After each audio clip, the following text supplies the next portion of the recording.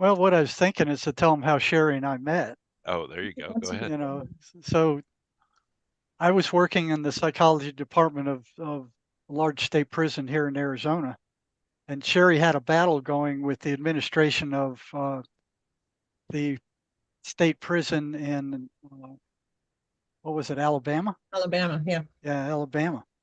So we were both prison reformers, or trying to reform the prison, trying to straighten out the mess that it was, which was virtually impossible.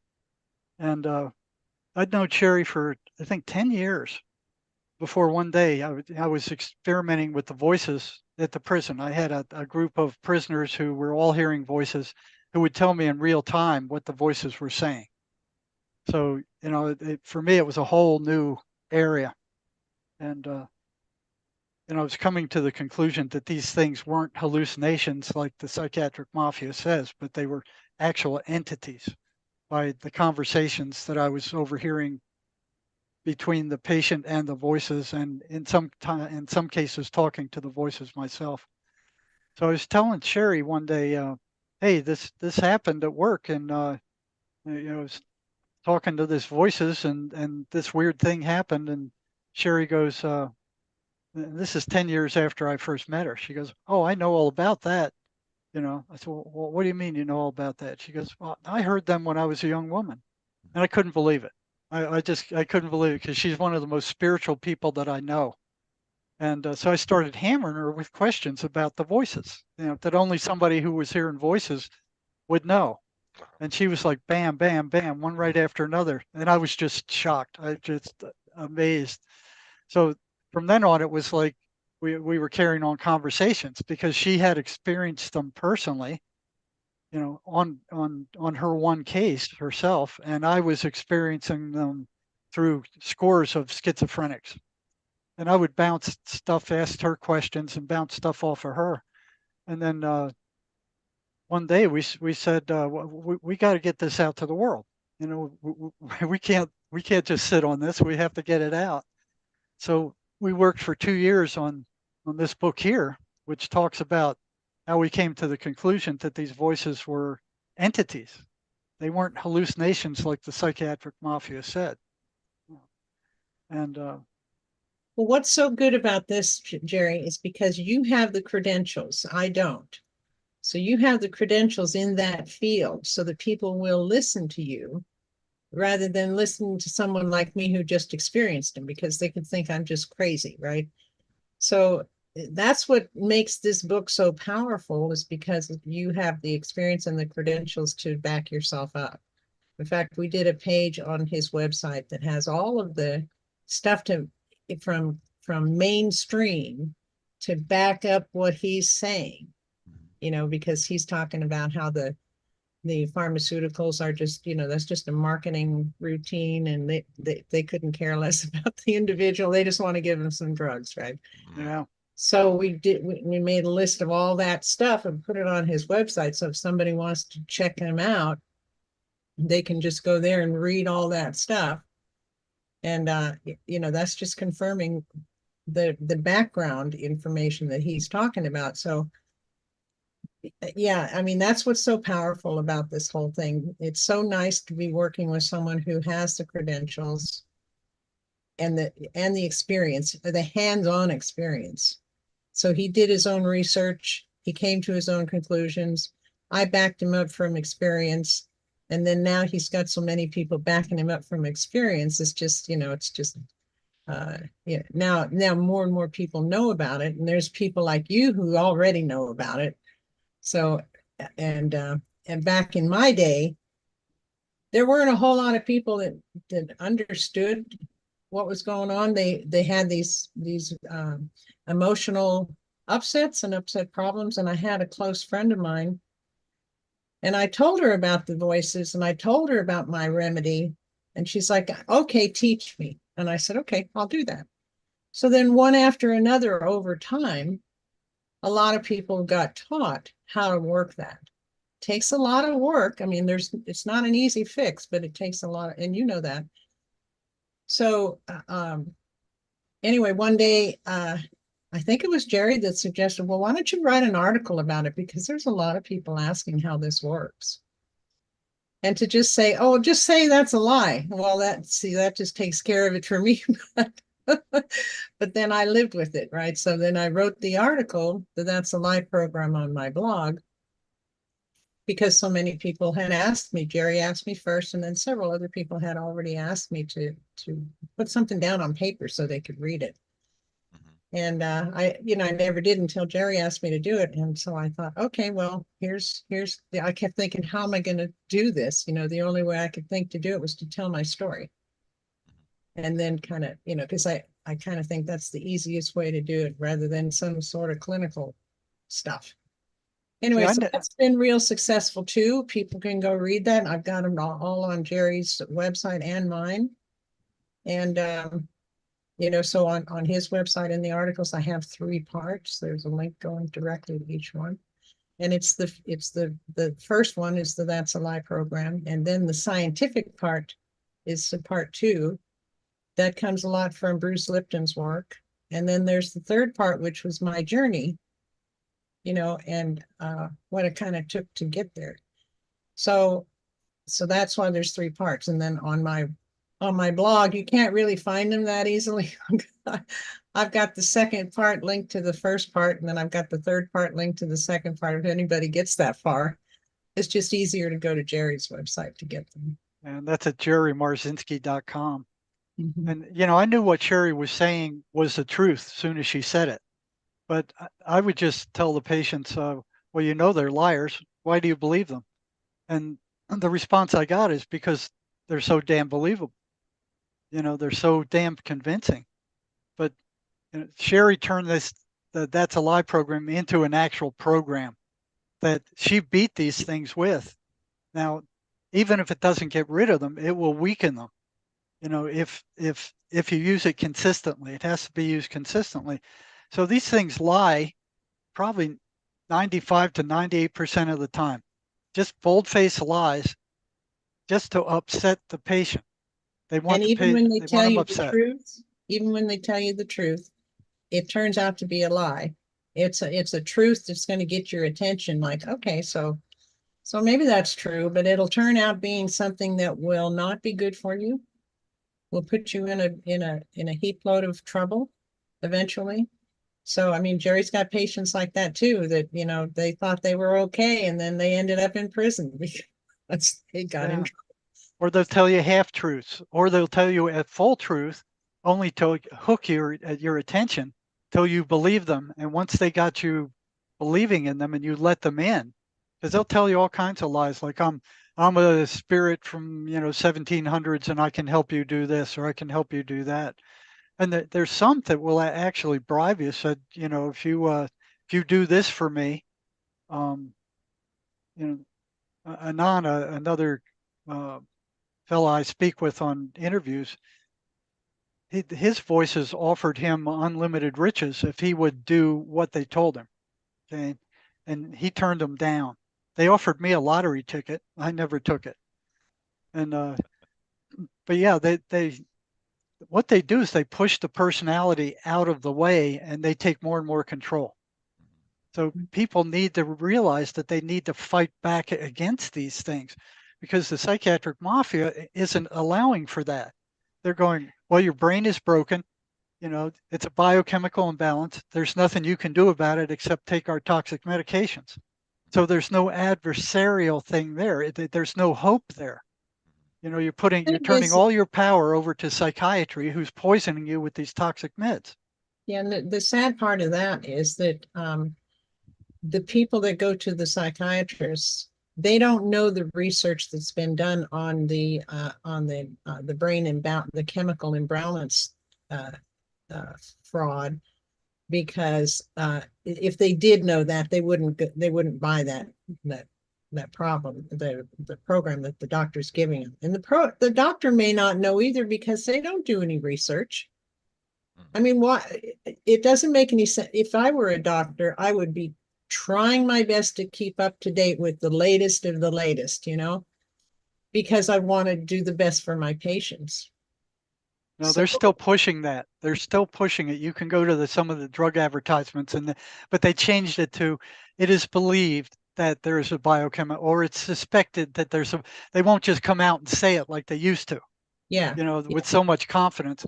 Well, that's because of all the pushback that they've got. Yeah. Now that came out from a drug company named Eli Lilly when they came out with Prozac in the 70s. They needed some kind of explanation as to why their drugs worked, and they didn't have one. They didn't know why. So they made one up. They go, oh, it's a chemical imbalance. I mean, our drugs are chemicals, and the brain is chemical, so the chemicals must have something to do. And they just put it out there. There was no research into it. They never studied it. There was nothing to it. They knew it was bullcrap at the time, and they put it out anyway. So then it spread all over psychiatry, and now it's spread to the universities. They're still teaching that rubbish in the universities, even though it's been disproved over and over and over again. Now, I was suspicious when I was working at the state hospital, and I would be in with my client with the psychiatrist, and never ever did I see them take any kind of baseline as to what chemicals were out of balance in the patient's brain or by how much. So I'm thinking, well, if it's a chemical imbalance, why don't they take some kind of lab test or EKG or EEG or some kind of, you know, objective test to determine what chemicals are out of balance or by how much? Yeah. And I'd ask them, and the one I asked, he said, "Oh, we let the drug companies do all that. We just follow what they say." And I'm like, that's ridiculous. That's like letting the fox in the hen house. It's like so they're taught that in medical school. It's a chemical imbalance, and that's what they're telling their patients when they get out. There is no chemical imbalance. They don't even know what the chemical balance of the brain should be, let alone what the imbalance is. They have no idea, and they're fostering a deceptive, destructive lie. They don't know what the cause of schizophrenia is. They don't understand that it's a spiritual battle, that the voices are entities. They don't even know what the voices are telling these people. They don't want to know. They just think it's a bunch of crap. So if you think you know something, you don't go looking for an answer. And when I was at the state hospital, I'd ask all the staff, the nurses, the attendant staff, the psychiatrists, what are the voices? Oh, they're hallucinations. They all believed it. None of them were curious about what these voices were telling people. None of them. And then when I went to ask about it, I got in trouble with psychiatry. I was ordered to stop asking questions about what the voices were saying because I was upsetting the patient and I was making them worse. Twice, I was ordered to stop asking patients about what the voices were telling them. They didn't even want to go there. Yeah. So, well, let me do this here. If anybody has any questions, make sure you put it in cap letters so I can see it. I'm the only one that's looking at the chat right now, and I really can't type and talk at the same time. I'm a dude. So the reason Sherry's That's a Lie program works so well is because if you don't believe what they're saying, they can't get their claws in you. Mm-hmm. If you know they're chronic liars, they can't get their claws in you. The problem is some of these people who are delusional, I mean, those delusions are very real to them. And the That's a Lie program doesn't work. Like they say, oh, somebody broke into my apartment and they moved all my papers all over. So the guy probably forgot he moved his papers himself. And for him, somebody broke into the apartment. He goes, well, I saw the papers moved. They were moved. Or I saw these people laugh at me from across the street. So the one thing that has to be done for these people to recover is to break them away from the voices. They have to understand that those voices are not who they are. They're coming in from somewhere else. They don't belong to them. Because as long as they believe that those voices are who they are, then they are. If they're listening to the voices, they become the voices. They do what the voices tell them. They let the voices do the thinking for them. And they listen to the thoughts, they listen to the suggestions. They have to break that off. So Swedenborg says none of your thoughts are your own. They either come in from heaven or they come in from hell. That the brain is like a radio receiver. It's tuned to a certain frequency and it picks up the frequency of those thoughts. Mm-hmm. Well, let's talk, because let's talk about the entities, and then I want to, what are the entities? What are the voices? They're energetic entities. They can reason. Some of them are really dumb. Some of them are really sly. There's a whole host of how smart they are. I mean, some of them are incredibly sly. I mean, almost unbelievably sly. And some of them are just dumb. You know, they'll do stuff like, you know, tell the patient, hey, hey, hey, you know, just to irritate them. Mhm. Okay? For the most part, they're malicious. They're parasites. So you talk to enough schizophrenic clients, they will tell you after the voices attack, your energy level goes down to nothing. You're drained. Mhm. Okay. Now they don't realize that. You bring it up and you say, well, have you noticed this? And most of them haven't noticed it until you bring it up. And they go, well, by the way, yeah, I guess that is true. Every time they come, my energy drops to nothing. And then you ask them, well, did you use that energy? No, I was laying in bed all night tossing and turning. But you feel like you're, you know, we're out in the sun digging ditches all day, don't you? You go, yeah, yeah. So you couldn't have used that energy. Where do you think the energy went? They say, well, I don't know. I mean, they're being blocked from understanding that these things are parasites. So what I'd tell them, I'd say, well, if you were around a campfire and you stuck your hand in that campfire 1,000 times, then every time you got burned, what's burning you? Oh, they had no trouble with the fire. Yeah, it's the fire. I said, Mhm. well, okay, you've been hearing these voices for years. They've come tens of thousands of times. Every time they came, you were drained. Mhm. Okay. If that happens that many times, what would you suspect was taking your energy? Mhm. And still, you know, like half to 75% would say, I don't know. They were being blocked from knowing that. Mhm. Okay. Because the voices don't want them to know that. That's one of the last things the voices want them to know. And I kind of ran in that when I was working the last 10 years. I was working doing psych crisis in the hospital emergency rooms all around Tucson. I was going, what can I tell these guys in the shortest amount of time that will help them the most? Okay, without risking my job. You know, because if anything I said like this got back to psychiatry, I'd be in trouble. Mhm. You know, so I had to go, can I trust this patient to keep this to himself, and can I trust him to use it?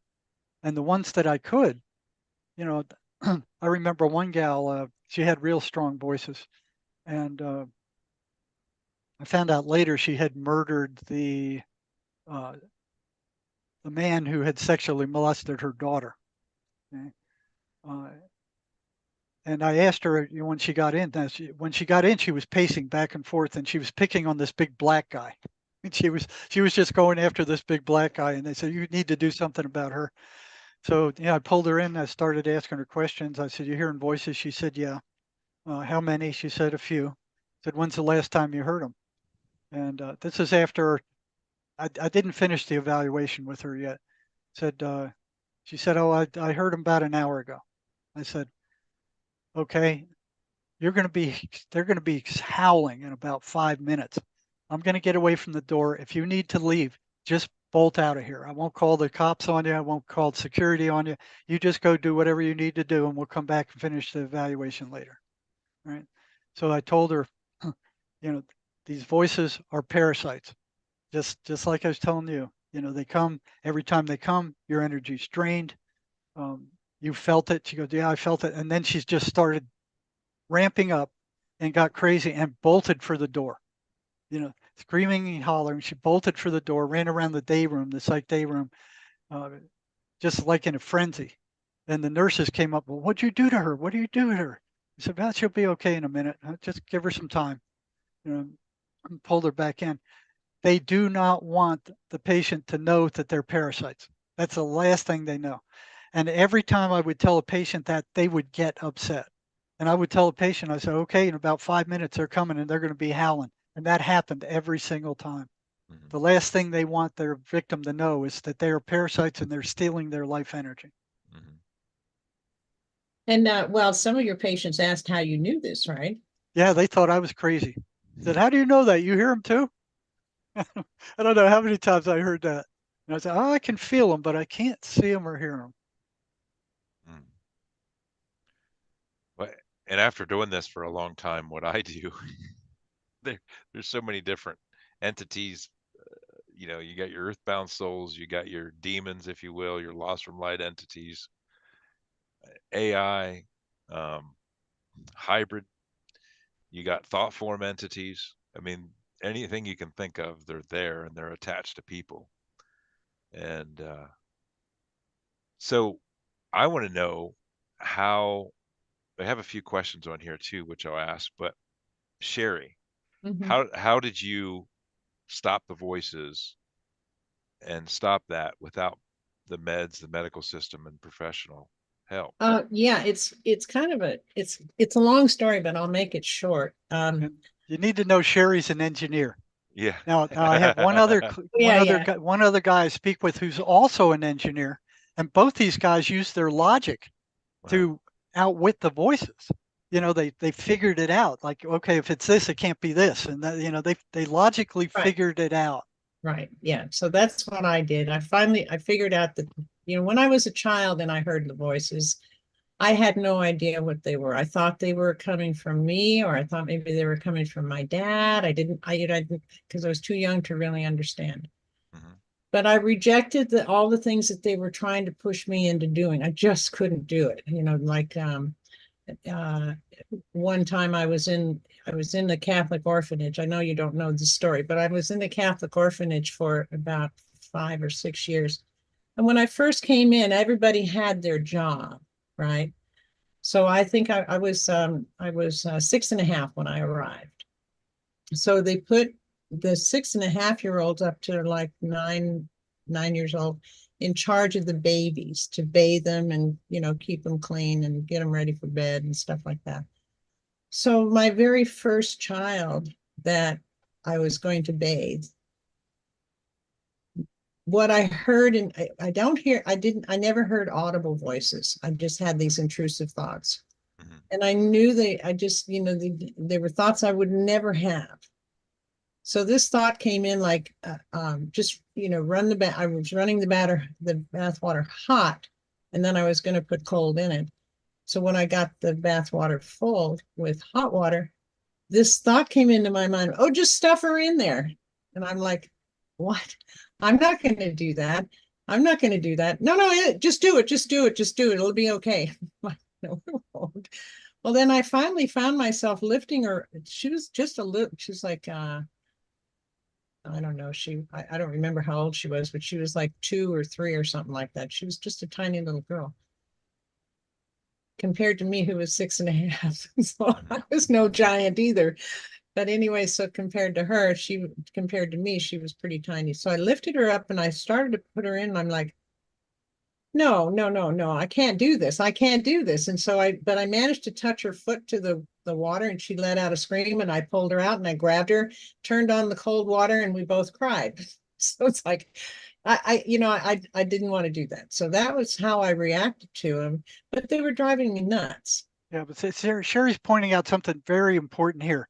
You can't just give in to them. You have to fight what they tell you to do. You have to fight to not believe what they're saying. You have to resist them. You can't just go, oh, it's okay, or this is me. And what's so bad about it is that for most people, they just sound like Sherry was saying, they sound like your own thoughts. You know, you have something like Sherry said, oh, dump this little baby in this scalding hot water. You know, Right. it sounds just like the thousands of other thoughts that come through your mind, but the intent is very, very different. It's a very negative, destructive, nasty intent. You know? So So, so to, you have to, this is a battle. You have to fight back. yeah, you do have to fight back with everything you've got. I mean, it's you can't, if you falter, okay, you falter, then forgive yourself and carry on, because you can't wallow in that. You just Yeah, can't wallow in any of the keep junk. fighting. So anyway, so that's kind of how I began. But then when I got older and I got to college, and I got a job working as an engineer, and I was like, okay, I need to know, I need to figure out what to do here. I don't know what's going on. And so see, I'm going to jump around because I'm trying to keep it short. So there was a moment when I was house sitting for this friend of mine. She was going around the world. So she needed someone to take care of her house and her dogs while she was gone. I think she was going to be gone for 3 months. So I volunteered. I didn't have any place to live anyway. She had a beautiful house. I was like, okay, this is great. So I went to the library and because I was trying to find out what was going on, and I read a bunch of books on the brain and how it works and all that stuff. But it was really, really interesting stuff, but it didn't give me any answers. And so then I finally decided to read some self-help books, and none of them gave me any answers. And so I kept going back to the library. This was before the internet. This was before computers. It was a long time ago. So I went to the library, and of course, you've heard the story. The book fell on my foot from the shelf. It's like, okay, so this is universe talking to me. And I didn't know that at the time, but I picked up the book and I looked at it, and it was a book by a guy called Wayne Dyer. And he wrote this book called Your Erroneous Zones. And I thought, oh, what an interesting title. So I took it to the coffee shop and thumbed through it to see if I wanted to buy it. That's what we could do in the bookstore in those days. So I don't think you can, I don't even know if there are any bookstores anymore. Yeah. But so I decided to buy the book, and I took it home and I read it and I read it and I read it. And all of a sudden there was this phrase in the book that said, I have to paraphrase because I don't remember the exact words. You have control of your own thoughts. Nobody can make you feel one way or the other unless you agree to it. And I said, I put the book down. I said, I have control of my own thoughts. I do. I mean, how does that work? I didn't know how to do that. So one thing led to another. I got back to work, and we had a new contract, and they needed someone to do computer programming. So my boss came and asked me if I was interested in going to school to learn computer programming. I said, oh, that sounds really interesting. So I did that. And in the process of learning computer programming, I was equating it to the brain and how the brain works, because I had studied up on the brain, right? So it's like, okay, so that's how that works now. And then I had got this hypothesis of, what if I could reprogram my own brain? That seemed like a big, huge task because, the connections are so voluminous and there's gazillions of them. And I thought, oh, no, I need something simpler, because when I'm being attacked, I have to have something really, really easy, really super easy to do.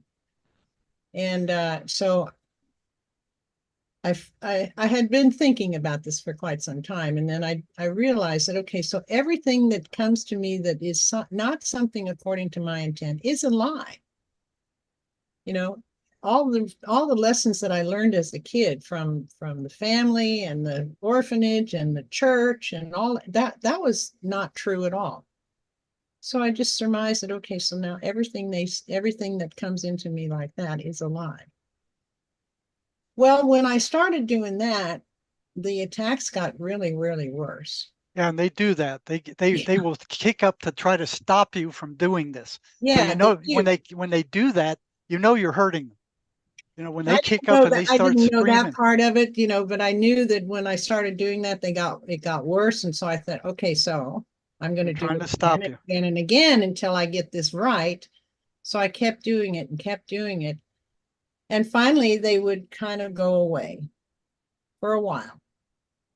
And then I'm like, oh, this is so nice. I'm not having these problems anymore. That's wonderful. And then all of a sudden I'd be off thinking of something else, and I had no idea how I got there.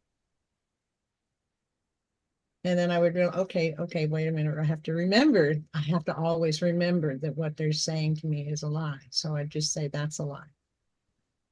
One thing after another. I finally got to the point of, and I was trying to tell Jerry this when I first figured this out. It was quite a few years later, that you say that's a lie, and they will go away if you're not feeding them any fear or any negative energy at all. They'll go away and they'll come back and test the waters. Well, what really makes them go away for good is that's a lie. I send you love, and I'm sending them cosmic love similar to how you work with your patients, Tony. And I remember telling you, Jerry, about it when I first figured that out, and you're like, I can't love these guys. I hate these guys. Like, I know, I'd hit him with the 23rd Psalm. It's like punching him in the face. Right. So we have me sending him love, Jerry wanted to obliterate him, and Tony sending him to the light. So hey. I love talking to them. They're funny to me. Yeah. Well, I don't, I finally got to the point of thinking of them as Monty Python, because even when things were fixed, even though I told them it was a lie, and they would come back again and they do the same thing verbatim. It's like, what are you guys, nuts? I mean, you're just so funny. I mean, and it finally hit my funny bone, and I just started laughing at them. They hate that. They absolutely hate that. Yeah, they hate being laughed at. They hate being mocked too. Yeah, you make fun of them. They can't stand it.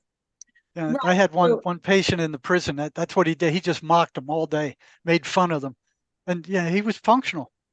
Mm-hmm. They couldn't get it. But that doesn't get rid of them totally. But I mean, it neutralizes them. It neutralizes them for sure. The same way it does politicians, it neutralizes them at least for a little moment.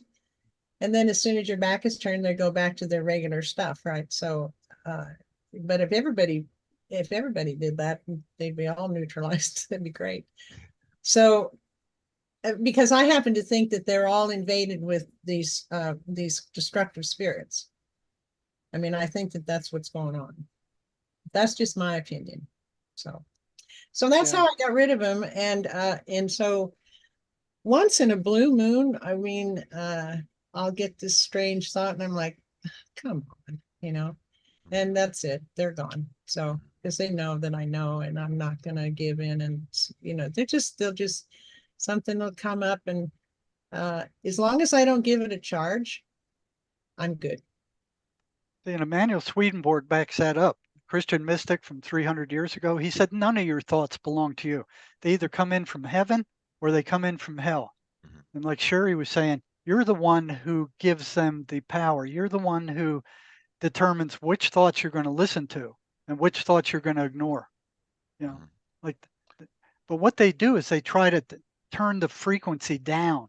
Okay. And a lot of, most schizophrenics that I worked with had a lot of trauma, and that automatically turns the frequency down. Right.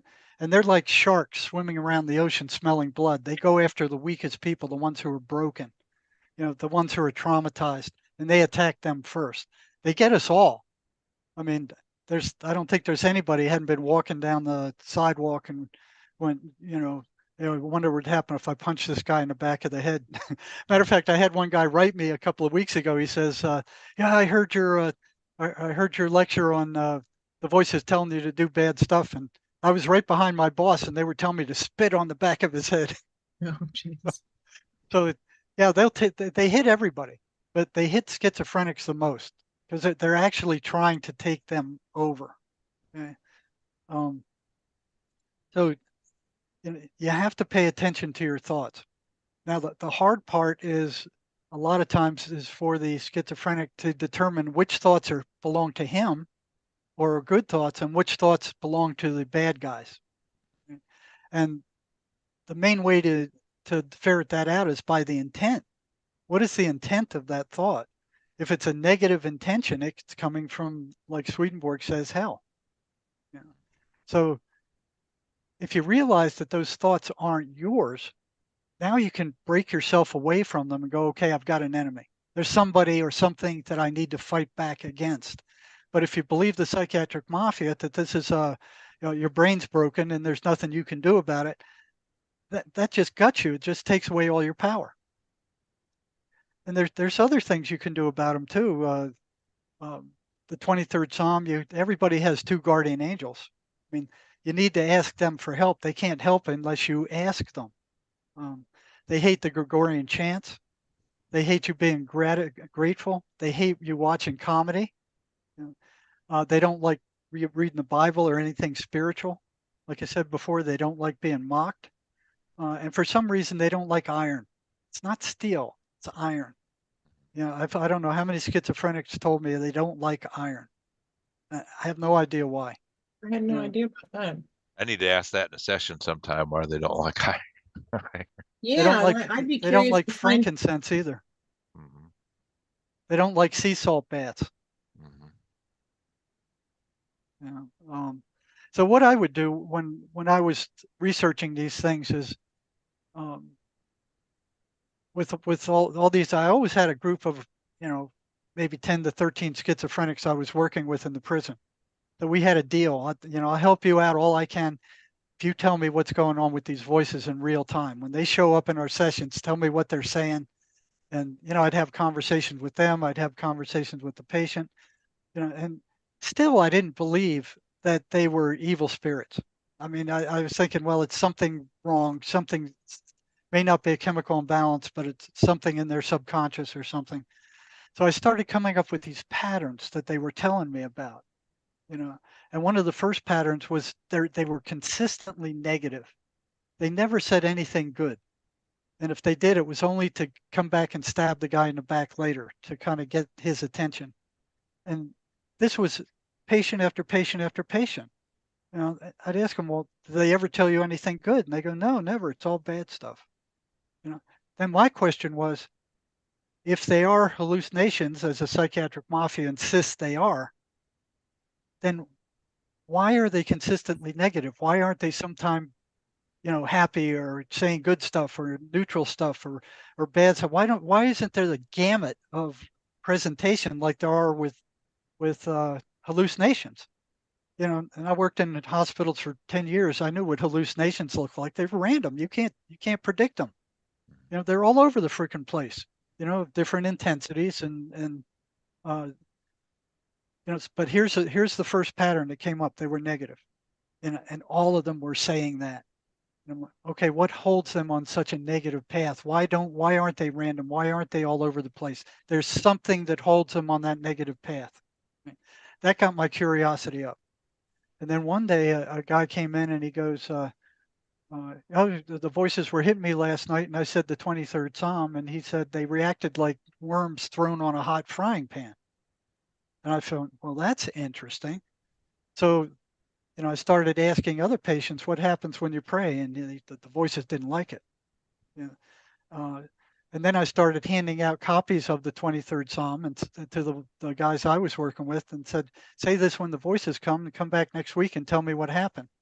It was always a negative reaction. The voices absolutely hated it. You know. So here they are, anti-religious. So I started talking to my schizophrenic patients about what happens when you go to church. And that broke down into three categories. If the voices were very weak, they would shut up when the guy got in the church.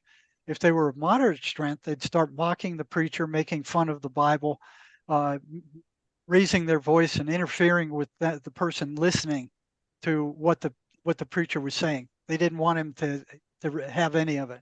They were very strong. They'd actually drive them out of the church. They'd get up and they would run out, just like they were on fire. So they were anti-religious. You know, they didn't like the people reading the Bible, and I started investigating that. They didn't like them reading the Bible. They didn't like them praying. They didn't like them going to church. They didn't like them talking to preachers. So here's another one, another pattern showing up. Like, what kind of hallucination would be anti-religious? Why would a hallucination be anti-religious? No, here's a consistent pattern. You know, third one is they would steal their energy. So this went on and on and on. We got 23 different patterns now. They're on my website at jerrymarzinsky.com. Anybody who is working with schizophrenics, has one in their household or is around them, you can go see these patterns for yourself. Now, what these patterns are is an operational definition of what the voices are. So there was none before. So these are energetic entities. They're energy. There is no space. There is no time. There is no matter where they operate. They can go into the patient's head. They can pull out every rotten thing they've ever done, and they can rub it in their face because they are energy. Your thoughts are energy. Your mind is energy. Your feelings are energy. These are energetic. So what psychiatry is kind of doing is, like, if you have a big magnet, you can't see that magnetic field. You can't feel it. You can't touch it. You can't hear it. You can't taste it. For all for all practical purposes, that magnetic field, that energy is invisible to you. It doesn't exist. So if you get a jar full of iron filings and you put it up next to that magnet will now take the magnetic field will take the form of the iron filings. The iron filing. So you'll see it there. So these patterns are the iron filings for schizophrenia. There's 23 of them. They get louder after sunset. They get louder when ignored. They foster self-destructive behavior. They foster isolation. They want to break the patient off from anybody, from their family, from their wife, from their girlfriend. They don't like relationships. They hate kids. They demand the victim's attention. So it's a battle for their attention. They maneuver for increased control over the victims. They gaslight. They manipulate perception. They have complete access to the patient's memory. They demand that the victim not tell anybody else about their presence. They're stunned by the shock of a rubber band that'll shut them up sometime. They're consummate liars. They constantly steer their victims away from anything that might generate joy or good feelings. They manipulate feeling without speaking. They short circuit reason. They will jump in when there's boredom. They'll jump in and take control. They try to pass themselves off as the thoughts of the victim. They foster selective forgetting. So if the patients don't write down what they're supposed to do to fight against these, they forget all that stuff. Hey, Jerry, I got a question here that's in the chat that goes along with the Bible verses and stuff like that. And Alice is asking, do you think it was the Bible words or the positive intent behind the words?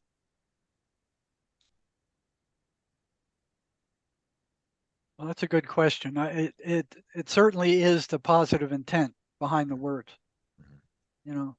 But they react to words like God and Jesus. They don't like that at all. Right. That burns them. So this goes on for like 23 different patterns. These are fixed, repeatable patterns. They happen in almost all cases. So, what the psychiatric mafia did, they came up with the biochemical brain imbalance. How you can investigate something like that? It's only a small number of people who can do that. They disproved that. Before that, they were using the genetic stuff, saying, "Oh, it's genetic," and the geneticist, after they tackled the problem, said, "We don't see a schizophrenia gene. It just doesn't exist." So they needed something to explain, what schizophrenia was, and they don't know. They still don't know.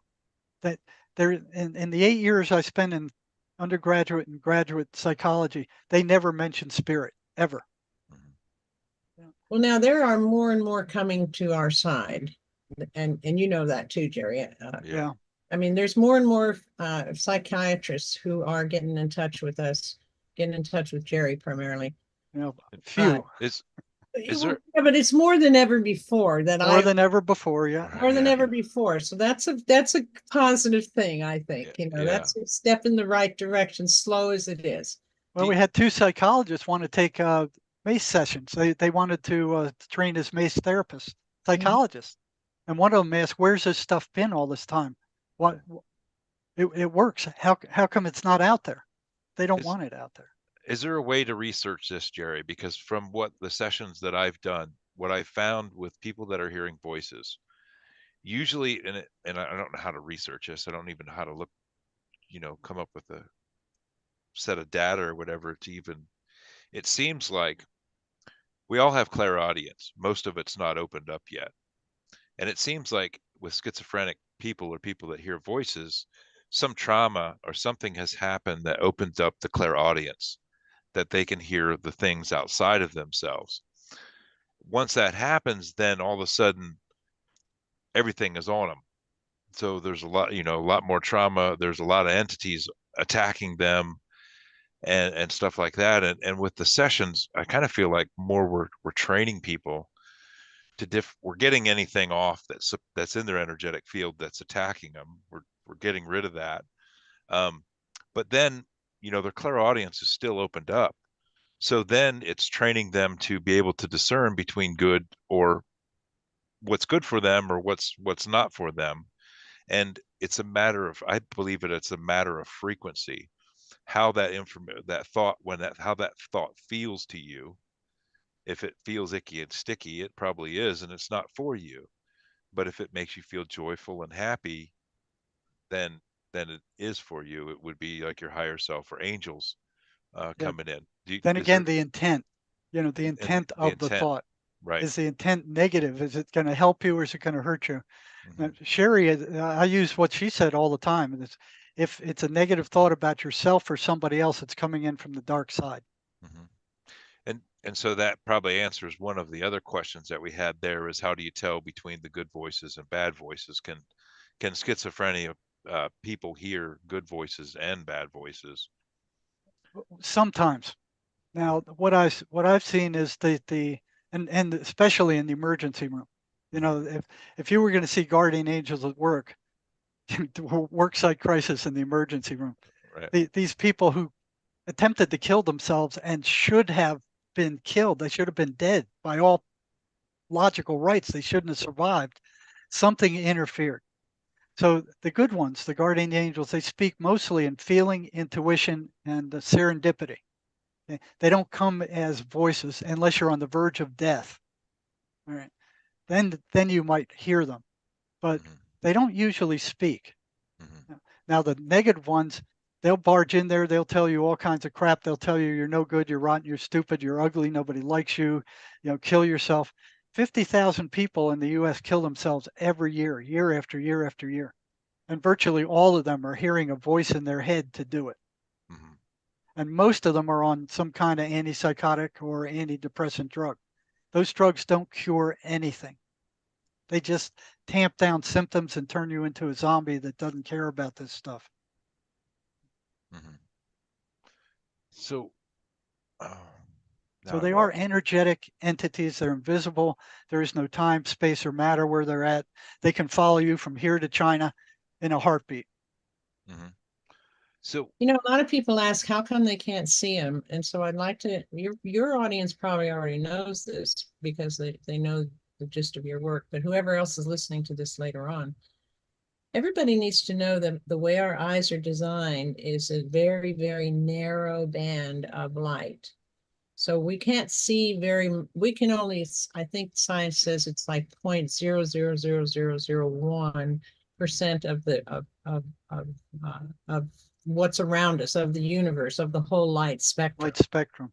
Yeah, and so there's that tiny little bit that people can see, and that's the only material thing that's the only thing they can see with their physical eyes.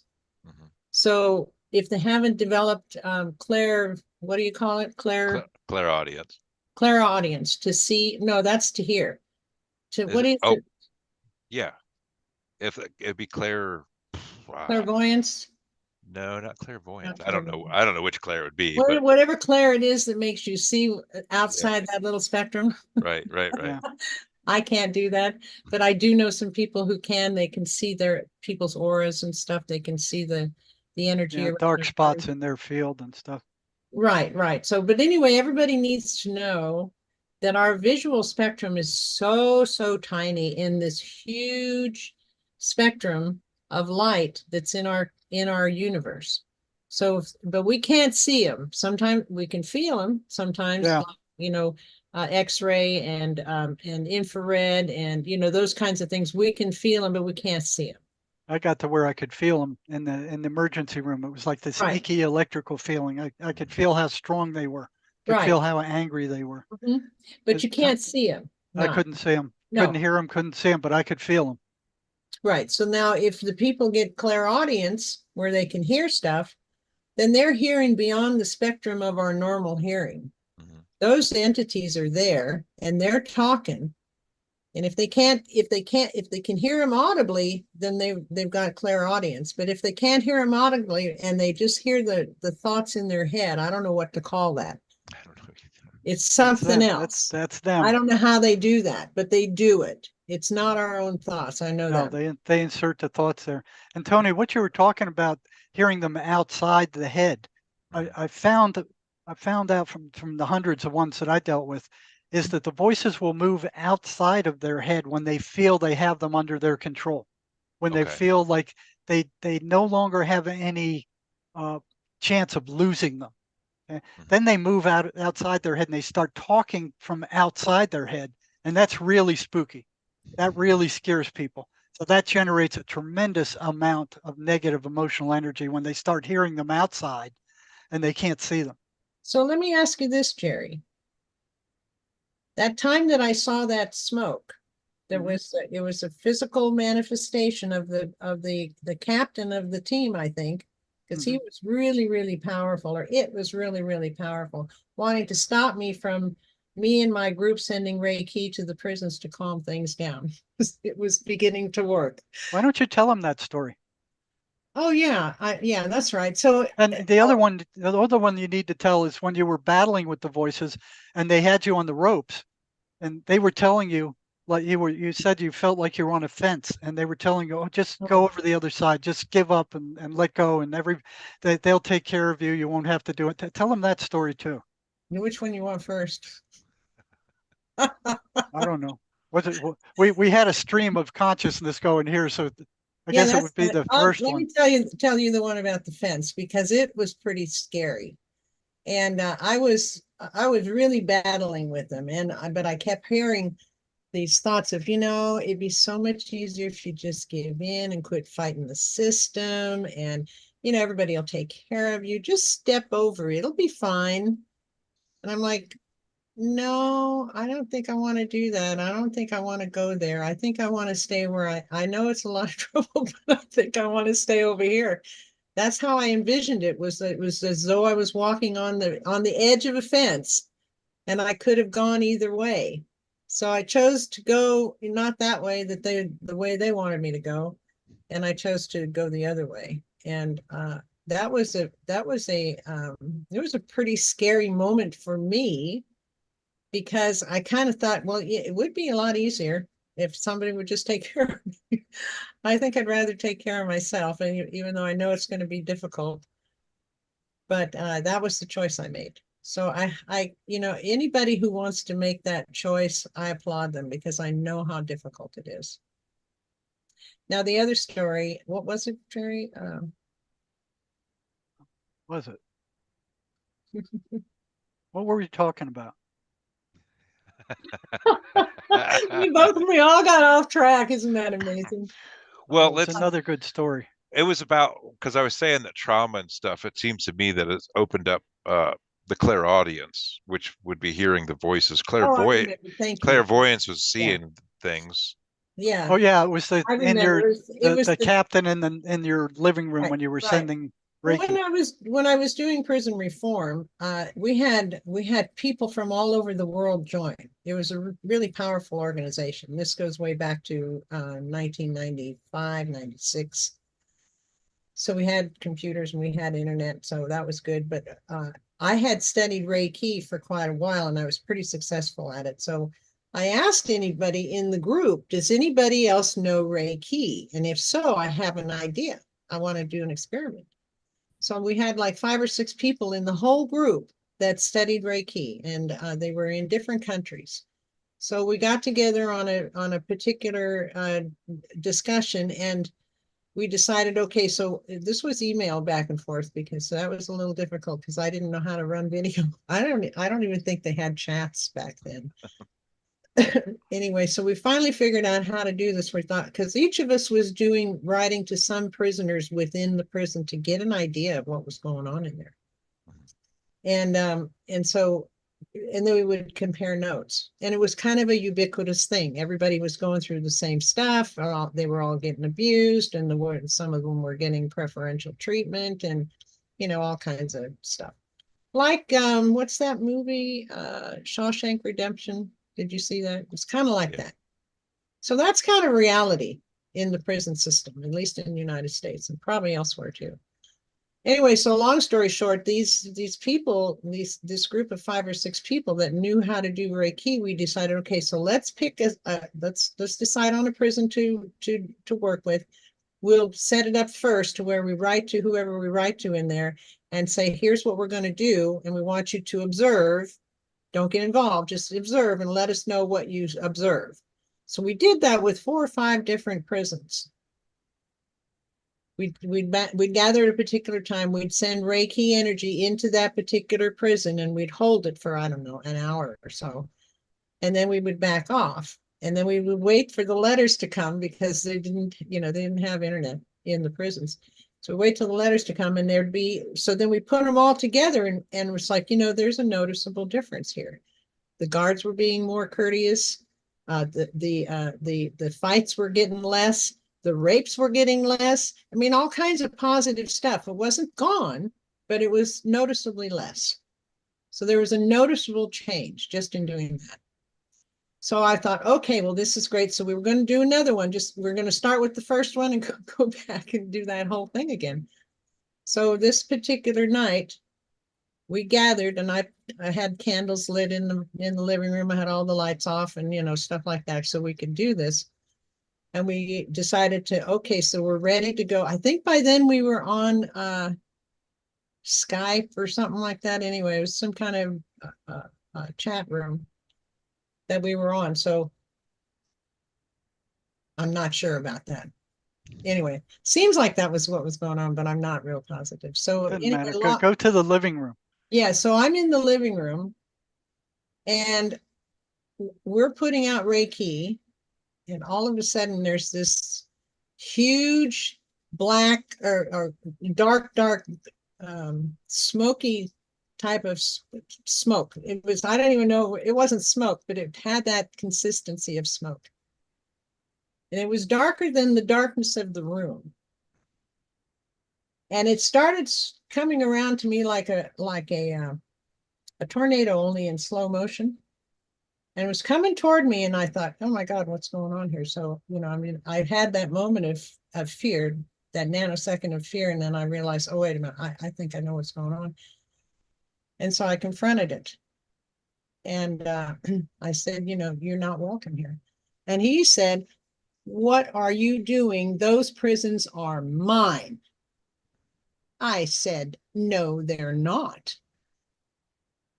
Words to that effect. I don't remember my exact words, but anyway, so we had this little tete-a-tete kind of argument thing, and it was threatening me. And then all of a sudden I got this Monty Python jab of this is comical. This is really comical. So I started laughing. I laughed myself silly. It was so funny to me. They hated that. It disappeared. But in the meantime, I forgot to mention that, to back up in this story, before that entity showed up, the lights went out, the computer went off, everything was off except for my candles. And I thought, well, that's weird. I wonder if anybody else is having that problem. And then I knew after this whole thing happened, when the thing went away, the lights came back on, the computer came back on, everything came back on. That's how powerful they can be. Now, these are the bosses, or these are to me, it felt like a captain. So I don't know what it was, but it felt like a captain to me. And I just wanted to ask you, Jerry, since I didn't see an entity, I just saw the smoke. But what is that? Is that Claire visual or something like? I don't know. It didn't seem like it was. I don't know what. Well, I don't know if you've listened to any of the videos I've done with Anand, who he had smoke appear from his ceiling too. Okay. It came out of like a foot below the ceiling. This thing started materializing, and it was something called a Abraxas. So it had a lion's head and a double snake body, and it came out of the smoke and got right in his face and scared him to death. Yeah, that didn't happen. Yeah, so he saw that clear as a bell too. Yeah, the voice was coming within the smoke for me, and so that was because this entity considered that those prisons, all the negative energy in those prisons, belonged to them. Well, I can verify that. Dare we? I know you can feel it. As soon as you walk in the gate of those prisons, you can feel it. Oh, it's just, it belongs to the dark side. Yeah, that's very obvious. It's very evident to, anybody who's sensitive to their own feelings and aware of their circumstance, their circumstance can feel it going in. So you don't have to be special to feel it. It's just a difference. It's just it's icky. Yeah. I felt like I was in a spacesuit on Mars or something. I mean, it was so I worked there, but I didn't belong there. You Mhm. know, you could just feel the negativity. You know, there were blood on the sidewalks. The staff were hardened. Um, People were treated like animals. I mean, and they would give these orientations to tell you that the patients weren't almost weren't human. That you never trust anything they say. They're animals, and they treat them that way in a lot of cases. Especially the prisons attract these Kickstarter hard guys, you know, to want to prove how tough they are. Um, but And yeah, we're they are trying run to Do, by calm the them dark down. side. hey, Jerry, do you know that, well, it was been a long time since that hospital was shut down, the jail where you worked. So I went in, we trained in there as we did action scenarios in that hospital. Which And one? the one that's in Georgia? Georgia, what's it called now? Milledgeville? Milledgeville, yeah. So we trained in there. So we were in there, you know, after it's been long shut down for years, Yeah, just it this has. past year or whatever. It is dense. It is, yeah, Yeah, so crazy. you've been there. Yeah, You're the and only other person I know who's been there so right now. a few times I've actually done some clearing in there before, because before we do a scenario, I'm like, I'm going to clear some of this negative energy out. You know, I'd open up a portal, have it shut down, you know, after 15 minutes, have the angels help whoever wants to go. And it actually shifted the energy in there after I did. Oh, that's good because it It, needed it. it's kind of, it was crazy. It was cool, but I So, just so want, my equivalent of Sherry's story is, you know, as uncovering these patterns that kept coming up, I started wondering, well, what would happen if I started throwing monkey wrenches in those patterns and interfere with those patterns? What will happen? So I started giving the prisoners homework, you know, to disrupt the patterns.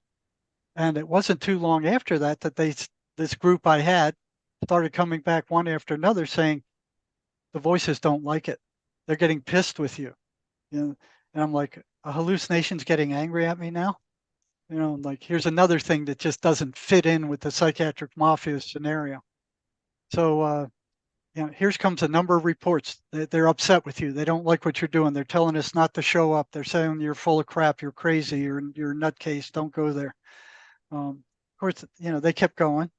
And then there was one time where one of the guys I was working with, he around in the doorway on the way out. He was one of the group, and he said, "You know what you're doing is dangerous, don't you?" And I didn't think it was. I'm like, you know, they're in your head. They're not in my head. They can't come out of your head and get me. I didn't know any better at the time, and I just sat there looking at him, and he turned around and walked off. And I'm like, well, that's interesting. I wonder what that was all about. I didn't blow it off. I didn't forget it, but I didn't quite know what to do with it either. It didn't stop me. So the next thing that happened was uh, the same guy shows up in the medical unit. I don't know how he got in there. Knock on my door. He goes, "The voices want to talk to you," and I'm like, "They want to talk to me personally?" He said, "Yeah, they want to talk to you personally." That had never happened before. You know, in the 20 or so years before I was working with schizophrenia, they never tried to talk to me personally. So yeah, he goes, "They want to talk to you personally." And I said, "Okay, come on in." I closed the door. He sat down. I said, "Well, what do they got to say?" And these words came out of his mouth: "You have no right to interfere with our way of life." And it was like, boom, you know, that my denial system was already in tatters. It was already held together with bubble gum and duct tape. That did it. My denial system collapsed, totally collapsed. And my head was swimming and he left. And that didn't stop me from working with him, but I'm like, what am I getting into? I don't have any cognitive map of this. I don't know what all this is about.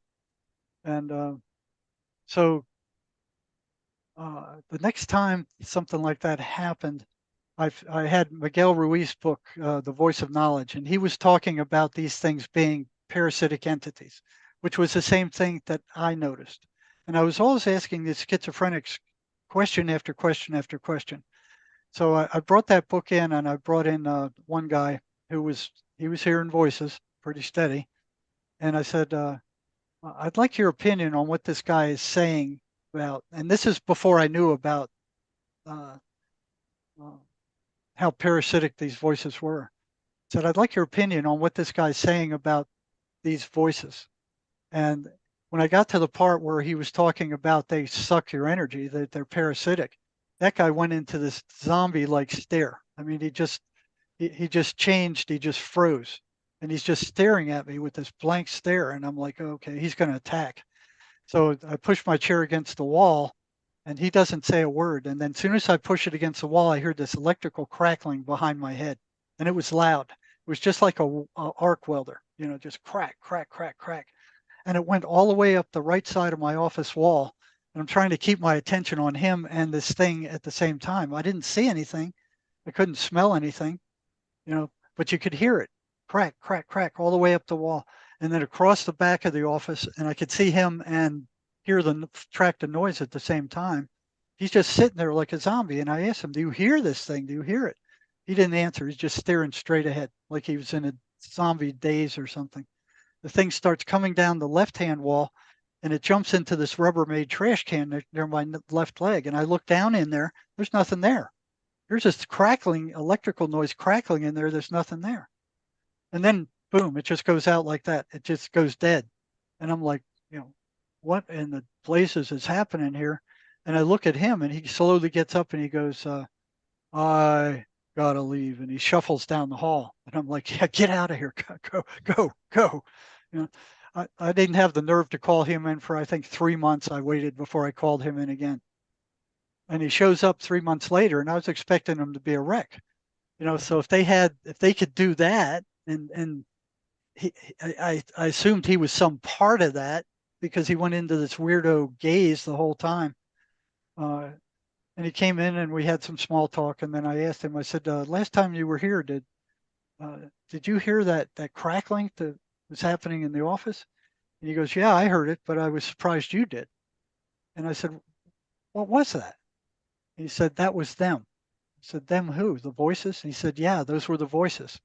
And I said, well, what were they doing? He said, they were trying to scare you off. And I said, well, they did one hell of a good job with it. And I said, I asked him, I said, you looked really weird when you walked out of the office that day. You looked like a zombie. I said, what were they telling you when you walked out of the office? He said, they were telling me to go to get a shank and stick it in your belly. And I'm like, oh, he wouldn't have done that. I've worked with him for 6 months. I know him. He's slowly getting better. He wouldn't have done that. So I asked him, I said, well, why didn't you do it? And he said, I couldn't find one and nobody would give me one. That's an amazing story, Jerry. It is. I mean, does everybody know what a shank is? It's yeah. Homemade prison knife. Yeah, we know a shank. Okay. Yeah. So that scared me half to death. Mm-hmm. And so it was at that point I was going, where is this going? I have no cognitive map. I don't know what I'm getting into. I don't know what these things are. I don't know what to do about them. It was like, entering a whole different world. I don't know how you got into this stuff, but I was kind of thrown in it. That was at that point I knew that these things were entities. There was no doubt in my mind that they were entities. Well, yeah. How did you get into this, Tony? Yeah, how'd you get into this? well, I mean, I guess it was Rona that actually kind of got me going down the rabbit hole. So it's not been that many years, and I couldn't figure out why I had this brain fog, why I felt so run down, nothing was happening, nothing improving. And then I came across past life regression hypnotherapy, and I'm like, that's what I need to do. That's the answer right there. I need to figure that out. So I trained in beyond quantum healing hypnosis, and I was doing sessions for friends and family, and not really getting very far. But two incidents happened to me that I was doing a session on my wife, and I kept running into I'd get her to a dirt road street, and some town, and then she'd feel this blackness come over her chest. Then she was panicked and anxious and sweating profusely and going, I got to get out. I got to get out of here. I'm like, well, there's something there. There's an entity there or something. I need to figure out how to figure this out. And then I came across Laura Whitworth, who was doing soul center healing hypnosis, and I took her training, and that was the missing key to the puzzle. And that's kind of the short version of how I got into it. But and where she's removing entities, and we're doing it on the front end of the hypnosis therapy too, which opens, or not opens, but it helps the energy flow. That we're removing all the things that are blocking that energy flow, blocking people from healing and Mhm. getting messages and stuff like that. And then the rest of the session is beautiful, and we can go on journeys. We can see what they need to see, because all that stuff that's in there, the blockages that are in their energetic field, is removed, and they can go, they can start to heal. The body heals on their own. So Yeah. I never imagined in a million years that I'd be doing this. I mean, I guess my training as a paramedic has helped me to do this, because I kind of feel like I'm a hostage negotiator when I'm talking to these things.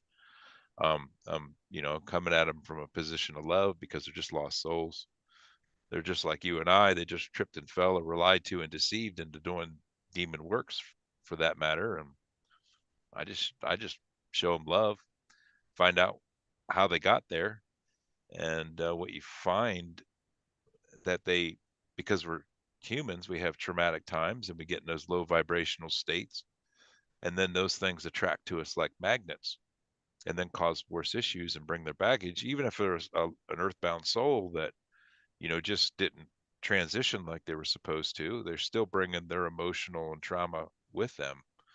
You know, it might not always be a demon that's there, but it's lost souls as well, or earthbound souls. So yeah. So now I'm the demon slayer, lovingly. And this MACE energy method that I got into, energetic psychotherapy, it goes after what they call negative identities that are created by traumas. Now, these aren't entities. These Yeah. are like computer programs or computer viruses, Hmm. where something happens to the person, like a little kid, something traumatic happens, and they make a decision during that trauma about themselves. Oh, I'm worthless. They don't care for me. You know, it's I'm no good, and that that stays with them. Hmm. Okay, and it's in the background, and because of the trauma, the ego comes and buries that trauma in the subconscious, and it's buried alive. Right.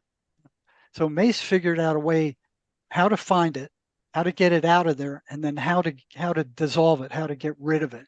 Now they're not entities; they're more like Sherry was saying. They're more like computer programs. That, you know, this trauma that they had, they made a snap decision about themselves during that trauma, and they're living with it for the rest of their lives.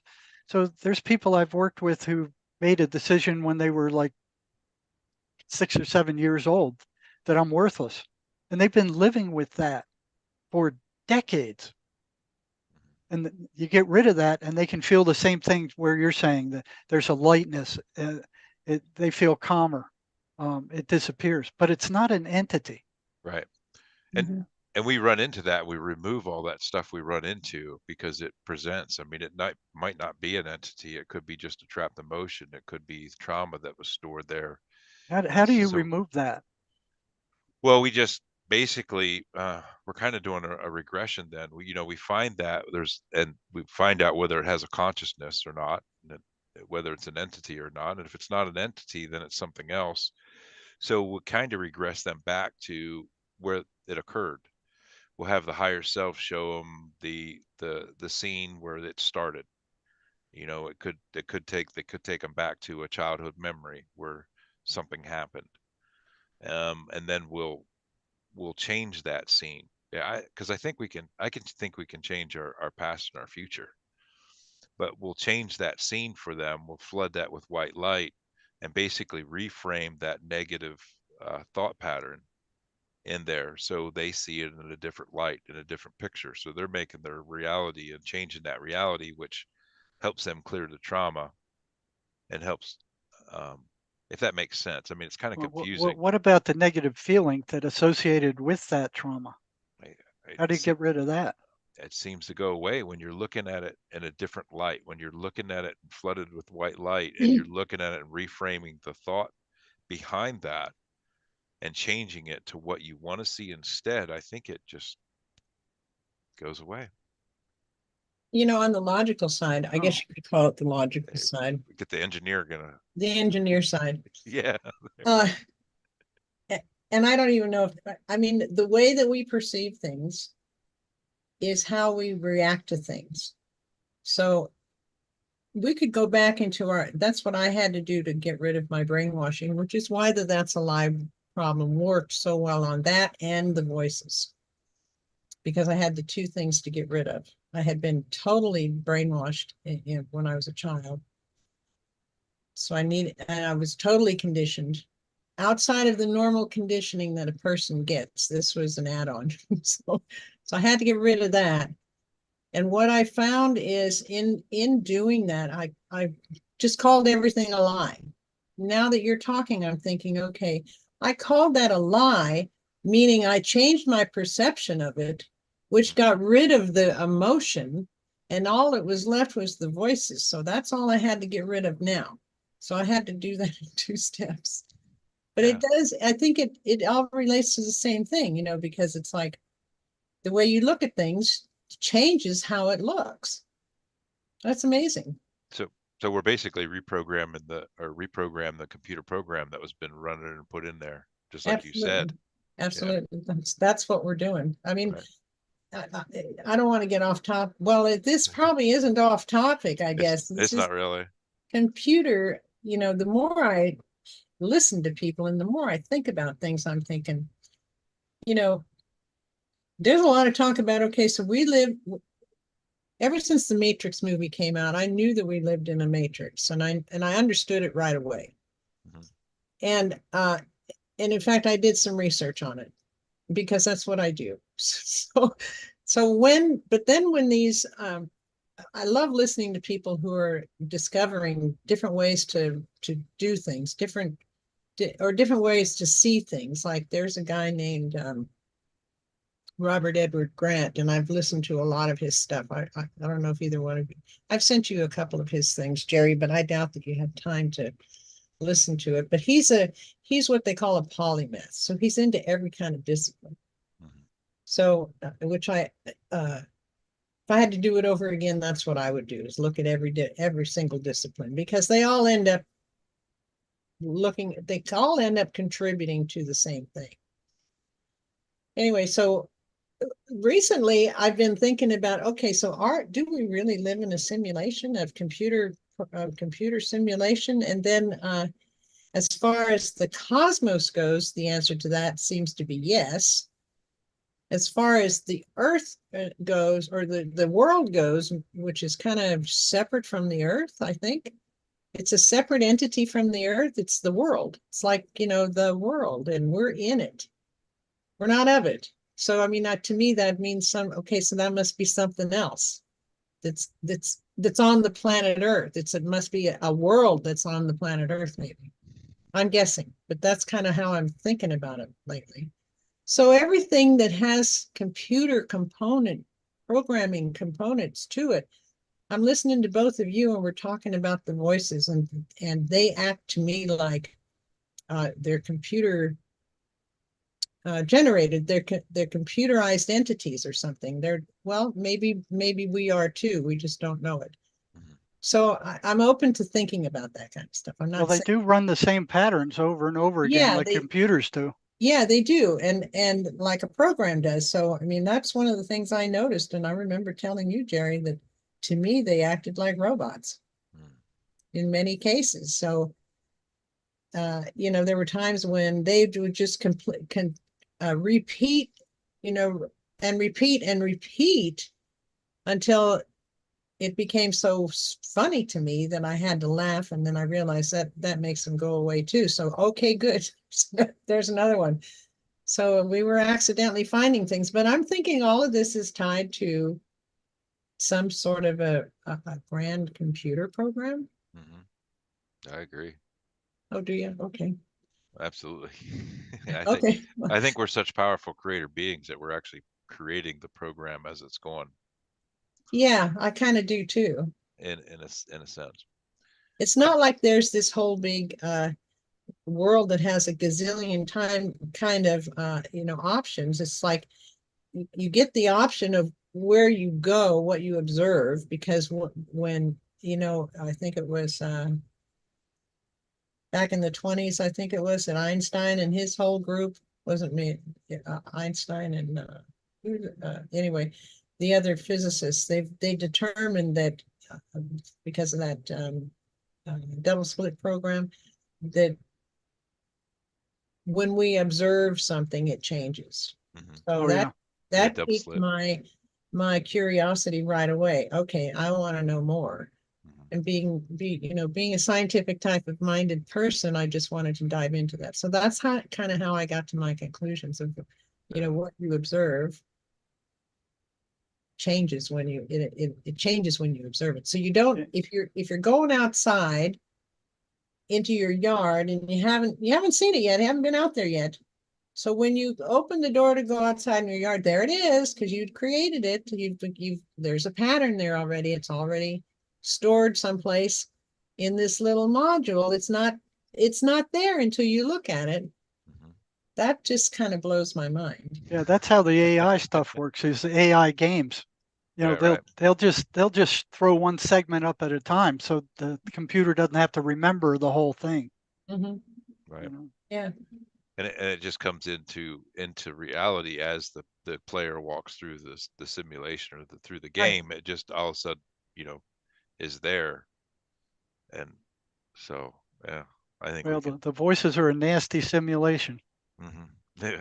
We probably put them there. We did that just to train us. Well, we may have I put it there because, Right. I think that one of the things that we discovered when we were working together on the book is that, okay, a lot of cases, a lot of the stuff that people go through, actually, when it's over with, a few years down the road, they can look back and say, at the time, this was a horrible thing for me, but now that I look at it from this vantage point, it was the best thing that could have happened. And a lot of cases like that. Mhm. So I'm wondering right away, okay, so what's the purpose of these voices? What's the purpose of these entities? Is it to kill us or is it to teach us? Well, it is a spiritual battle, and Mhm. in Africa they treat schizophrenics like um, future shaman. Mm-hmm. They're already in touch with the spiritual side, even though it's the negative spiritual side, and they work with them, and they become shamans. Mhm. I have a few questions here, guys, if you guys want to answer them. Sure. Alice asked, do people with intrusive thoughts have mental health issues? No, everybody has intrusive thoughts. Mhm. It's the extent of them. I wrote a blog. This is just my own opinion from my own knowledge and research, that I really don't think mental illness exists.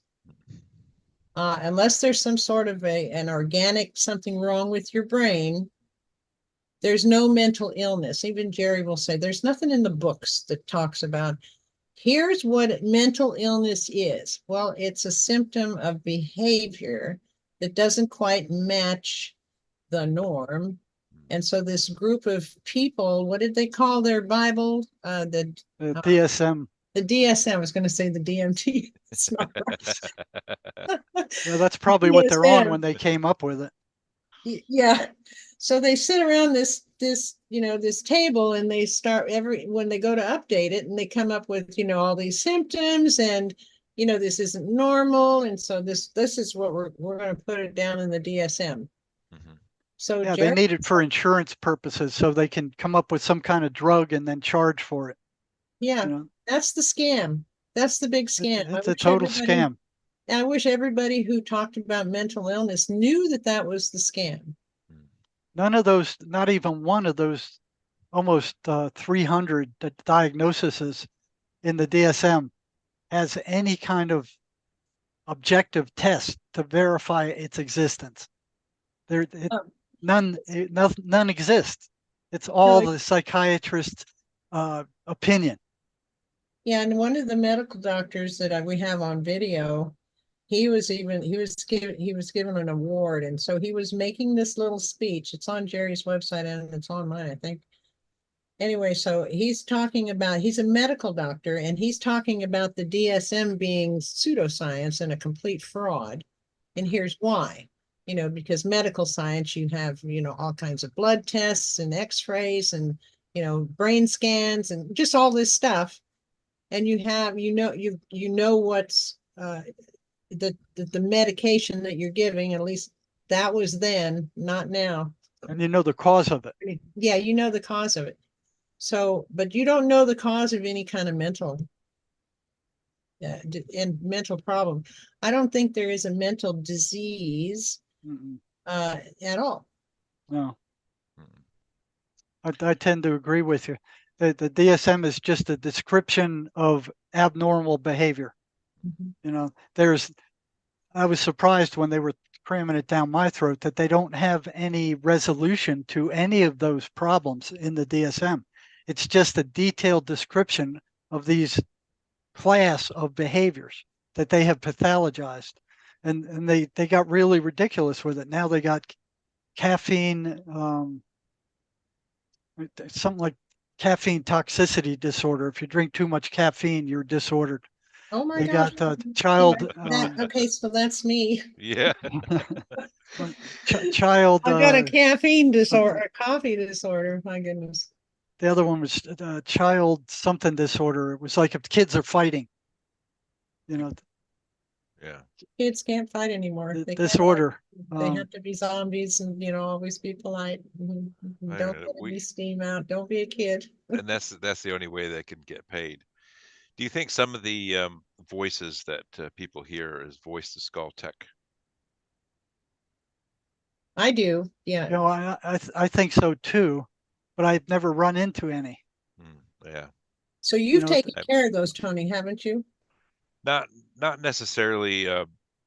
Not necessarily that, because we're talking about technology that they can put whatever idea or whatever out and go right to skull with it, and it would be a thought. That's the kind of tech I think she's asking about. Alice was asking about that. Yeah, I've read about that, and there's a lot of talk about that on our Hearing Voices group. There's a couple of people who insist that they're not here. They're hearing their voices through tech. Right. And I don't know how you prove that.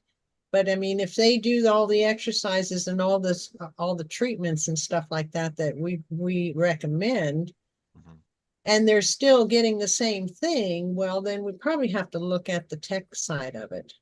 I think. Well, Sherry, also you could compare it with the patterns of true schizophrenic voices that we've come up with, and see if there's any difference.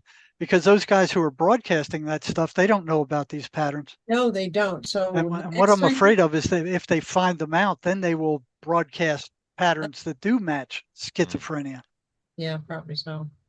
So what I see a lot, I mean, we see AI that's been placed, chips, boxes, wires, AI. We see hybrid AI where it's a consciousness attached to an AI, and we remove all that stuff. So that's what I see. But as far as the tech and being able to identify whether it's okay, so the tech is that's what I was going to ask you earlier when you said AI. I thought, oh, I wonder if he does the tech part too. Right.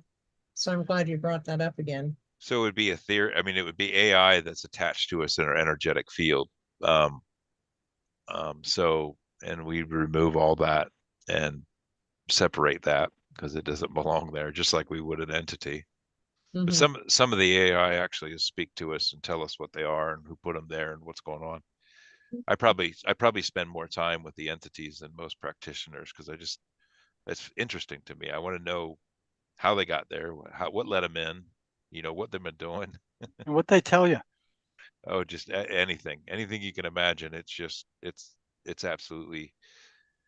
I can't even put my finger on it. It's just so much stuff.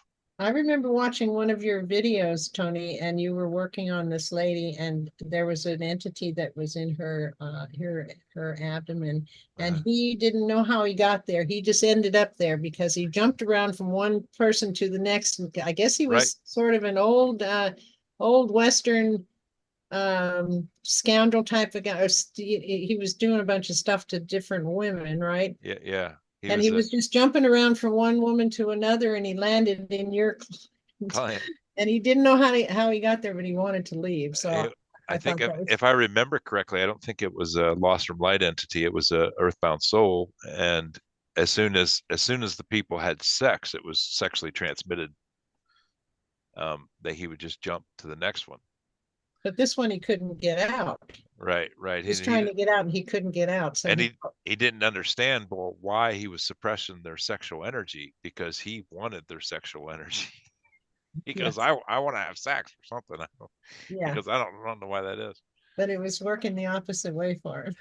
But it's just crazy when you listen to the sessions and stuff. And I've stopped being amazed or surprised by things that are told to me, because I'm like, it's just part of the thing. The devil sent them, the Satan sent them, the boss, the whatever. So what about regular entities? You take care of those too? Invisible entities? Mm-hmm. You mean just regular entities? Well, I call them entities. The voices would be the entities. So you have your demons, your lost from light entities that are just there doing demon works. And I've come across earthbound souls that have been turned to do demon works. I've come across thought form entities, which the person creates at some point in their life to help protect them, or a thought form entity where we're such powerful creator beings that if I speak ill of somebody, or I can actually create a thought form entity and send it to you because of what I am thinking and saying, and it ends up being a thought form entity, which is an actual being with the spark of source in it, that it was created to cause ill will to you. And so there's that, and there's lost souls, or not lost souls, earthbound souls. And then you got... Do you also teach your clients how to protect themselves from being attacked? Yeah, I try to. Your best protection is keeping your internal light shining brightly so nothing can get to you, and keeping your frequency high. So we're human. We have low states of conscious, or low states of vibration. We got worry, fear, all that stuff. We get there. The key is recognizing that you're getting in a low state and reversing it, either doing something that's going to increase your frequency, increase your vibration, make you happy, joyful. If it's a negative thought that comes in, reframing that thought, like I don't know, a thought, say I'm ugly, just reframing that thought, changing that thought into a positive thought. So, nobody's ugly. Yeah, right. I don't think anybody's ugly. Reframing the thoughts and stuff that come in, and change it into a positive vibration. And the other thing is, anything that you envision as protecting you will protect you. It doesn't matter if you're envisioning putting armor on before you go out for the day, or you envision this bubble of light around you keeping you protected. It will protect you. You could envision this pen to protect you, and it will protect you. Doesn't matter what it is. We're such powerful creator beings that we can visualize anything as protecting us, and it will protect us. So that's how I would. Yeah, I used to think that you had to, build a like a barrier around your body, with some kind of energy barrier around your body. And now I know that you can do it with anything at all, because we are such powerful beings. I mean, holy smokes, yeah. So whatever that you want to envision it, and it could be your own thing. I mean, of course, I think that's why a lot of diets and stuff don't work for people, is because we're so individual that it just, whatever you want to do or whatever your body needs, it can. Well, one shoe has never fit all. That's what the government tries to put on us, which is probably why they're not succeeding. Right. So whatever you envision will protect you. Mm-hmm. So I have one more. There's one more question here. Are all the people who hear voices schizophrenic, and do all schizophrenics hear voices? Now, there's different kinds of schizophrenia. The ones who hear voices are paranoid schizophrenics for the most part. Mm-hmm. There's others that are just disorganized. You know, they can't put a thought together. There's different, but the most prevalent type of schizophrenia is paranoid schizophrenia. Okay? And you know, everybody hears a voice from time to time. And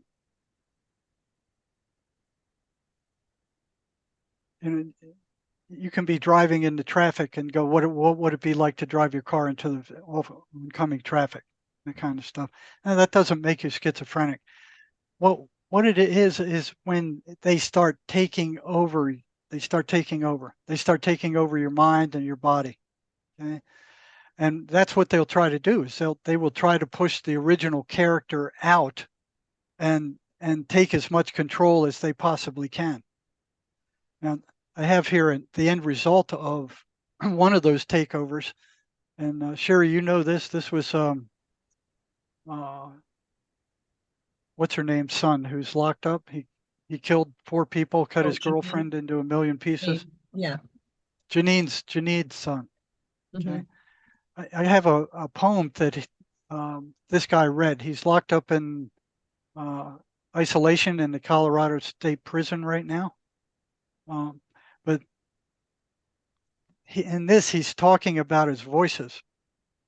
And this is what happens if you don't fight back. Okay? You want me to read this thing? Yeah, go ahead. Okay. It's kind of written in pencil, so it's kind of fades at some parts, so I struggle with it. Tell you what, let me grab my glasses real quick. Be right back. Poor Jerry. He don't have his glasses right there in front of him. Yeah. Huh. Well, I'm wearing mine, so That's funny. That's funny. I guess he wasn't going to have to read anything. Oh, I guess not. Okay. Here we go. This helps. Okay. Okay, it's called There Is a Monster. Okay, so he wrote this from inside the prison. He's writing it about the voices who had him kill his girlfriend and cut her into a million pieces, and they still, I don't think, have found her body. He goes, there is a monster that lives in my head. The monster is real. It's not under my bed. My monster tells me things to do. It tells me sometimes when the news is new. My monster is crying as it spent all the years, drowning out my courage and disposing my fears. My monster is strong. That's what I like to think. My monster is coming when it's time to drink. So he's basically saying he starts drinking alcohol, that monster takes over. Mm-hmm. My monster is ready. My monster is strong. What will I do when my monster is gone? My monster will never leave. That's his plan. It overwhelms me when I'm making a stand. Okay, so he can't beat it back any longer. There's a monster inside of me. I thought I was strong. How could this be? My monster has a name also. He walks in the dark whispering Yazoo. My monster awaiting me. Or my monster's watching me. He won't tell you my name. My monster is the shadows you cannot see. His heart is heavy. He plays for the game. My monster is awake. He wants to be monster. He's as blood from a lake. His bond is with me, now monster. He has nothing else to do. My monster's awake. So this guy, I think he shot 2 or 3 gang members in a drug gang, and then he murdered his girlfriend and cut her into a million pieces. And he almost killed his mother. So very seldom do people get to that point where they're completely taken over. But I've seen it in the prison. I've seen it in the emergency room where the original person is either completely overcome or is not there anymore. And the voices have taken over. So it's critical that you fight back against them before they get to this point. Mm-hmm. And the medications, even though they're toxic, they will help lower the intensity of the voices. They weaken them, and they're tranquilizers, so they allow the person to sleep. And there's a number of patients I would not have been able to reach had it not been for those drugs. Mhm. To keep people on those drugs for years, no, they're killing them. They're slowly killing them. They're doing neurological damage big time. They found that out with some of the autopsies with state prisoners when they did autopsies on psychotics who'd been taking these medications all their lives. Their brains were shrunk like walnuts. Mhm. You know, and the big pharma and the psychiatric mafia jumped up and went, "Oh no, it's not our drugs. It's the schizophrenia doing this." Mhm. You know, so the researchers started feeding those same drugs to rats and monkeys and mice, and they got the same result. It rotted out their brain, it rotted out their peripheral nervous system. It causes permanent neurological damage with long-term use. And of course, they never tell their patients that. Mhm. You know? Yeah. They just want to sell the meds.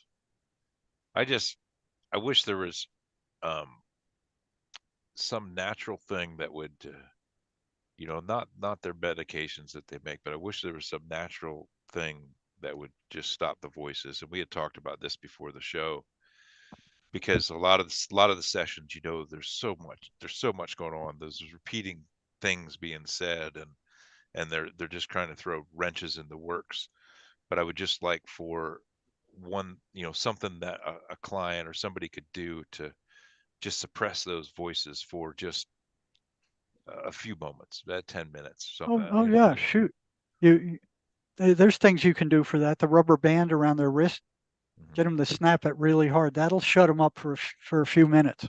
Mhm. Other thing that shuts them up, and I used to do this all the time in the ER when the voices were so loud I couldn't get any information from the client, is you just vividly imagine that duct tape is wrapped around their mouths, Mhm.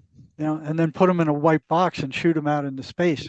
That'll give you 10, 15, 20 minutes. They will return, Mhm. but it, they get silent. They will shut up for a short period of time. What you vividly imagine on this side happening to them over there actually happens to them. Mhm. Because we're such powerful creator beings. Yeah. Yeah. So you can imagine them being hit by lightning. I would imagine duct tape being put around their mouth. There was one guy, I remember I'd asked him, I said, okay, have they shut up? He says, well, they're not talking anymore, but they're doing, Yeah. So, so that surprised me. well, I have a question, Jerry. Is it the client that's envisioning this happening, or is it you as a practitioner that's envisioning this to happen? It's me. And I didn't say a word to him. Okay. I All right. just visualized it. And then I came out of it and I said, okay, have they shut up? And I'd said 95% of the time they would have shut up. Now they will come back. Yeah. It gives you various amounts of time, but it gives them enough time to use Sherry's That's a Lie program, gave them enough time to repeat the 23rd Psalm, gave them enough time to ask their guardian angels for help, Mhm. because they do carry the person off. They will carry them off. I remember one guy I was talking to in the ER, the voices told him to drive out into the desert till he ran out of gas and then get out of his car and take his pistol and shoot himself in the head.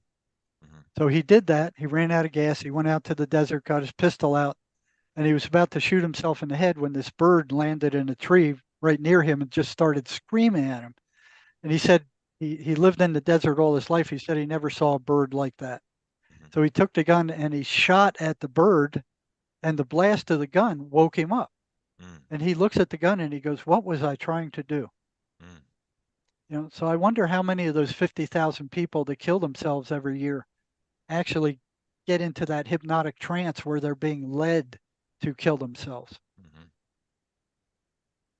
Mm. That's Interesting. that's interesting. I guess, like, I'm thinking about with my sessions where I need to talk to them. I'm basically negotiating with them. I'm a hostage negotiator, trying to get them to see the light that they lost, and see that they've been lied to and deceived into doing this stuff, that they don't need to do this any longer, and there's something better for them. So I don't necessarily need them to be quiet for a long time, just enough to be able to get my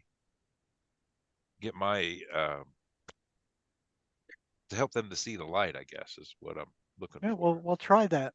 You know, try the gagging them or making their mouth numb. Now Lightning the strike. other thing, what was I going to say? God, I lost my train of thought. Talking about gagging them, what were Yeah, you? there were other things that they didn't like. But Oh, I know what it was. In trying to talk them out, I found that they have to give a certain amount of the energies that they steal from the client to entities higher up. mhm, So basically, they're slaves, yeah, right? that, And they're miserable, and they don't like being slaves. So I would talk to them about how miserable they are. You know, yeah, to say, well, you're nothing but a slave, and you're talking to me, and you're not supposed to talk to me. That you broke the rules. You know what's going to happen if you go back there now. You're going to the pit. mhm, You know, that's, I can show you a way out of that. Would you like that? Because right, they're gonna beat the crap out of you. You know, and they go, well, yeah, and put them in the light and ask them for somebody to come and pick them up and carry them away. yeah. So we get that all the time, and I'm in the flow, and I'm using all that stuff to try to get I guess I would kind of call it verbal judo, trying to get to the point where they see where the problem is, see that they're slaves, or see that they're bound to this and they don't need to do it any longer. It's so interesting to me. You know, and I find, you know, I love talking to when them. they find they've been lied to, because I'll take them and walk them down, say, okay, let's go look for the light in you. Let's go. I mean, we're good. You know, you're willing to do it. Eventually, they'll see a dim red light, and I tell them, I thought you were told that you had no light in you. Mhm, Yeah, and they were furious when they learned that. mhm, I still can't get over that. I mean, they're liars themselves, but to be lied to about that, they yeah, were mad. I mean, every single one of them was upset that they were lied to and told that they didn't have any light in them, mhm. and that just blows my mind. It's like um, that's a consistent weird reaction that, You and know, then I just they wonder kind of where that turn might. on their bosses. Right. I just wonder where that idea might have come from. There's a piece in the one of the scriptures in the Christian Bible that tells us if we get to a point in life where we do something wrong and we know it's wrong and we do it anyway, that we will lose our soul. That's a pretty scary prospect. Mhm, So, like if you're in a bad situation and you know you can get out of it, but you stay anyway, that's going to make you lose your soul. I, I just wonder if that idea came from something like that. mhm. I think, well, a lot of the earthbounds, you'll have them tell you that because of religion or whatever, they killed themselves, or they did this or did this while they were alive, that there was no redemption for them, so they didn't go to the light, Yeah. and they missed it. And then the same thing with also, I have earthbounds that have been turned to do demon works, and then they're basically a lost from light entity, a demon, and they've been turned, but they were met by some kind of fallen angel, some kind of black entity or dark entity, or it could even be something that was playing, that they promised them to give them something if they did this, Hmm. be able to get them back to their family if they did this, or be able to get them to do whatever they want Mhm. if they did this. And then my biggest help is having the angels help me to show them what they're missing, or what their journey is going to look like once they detach from the person, once they find their light again, what their journey is going to look like. What are they going to change to? What could they be doing? And once they see that, they're mad, they're pissed off, they're ready to go, because they've been lied to and deceived into doing this thing, and they don't have to. Mhm. And they've been doing it for a long time. Yeah, So poor fellas, I feel bad for them. But so Shoot, we've been talking for almost 2 hours. Oh, have we? Yeah, Oh, hell. it's good conversation. Yeah.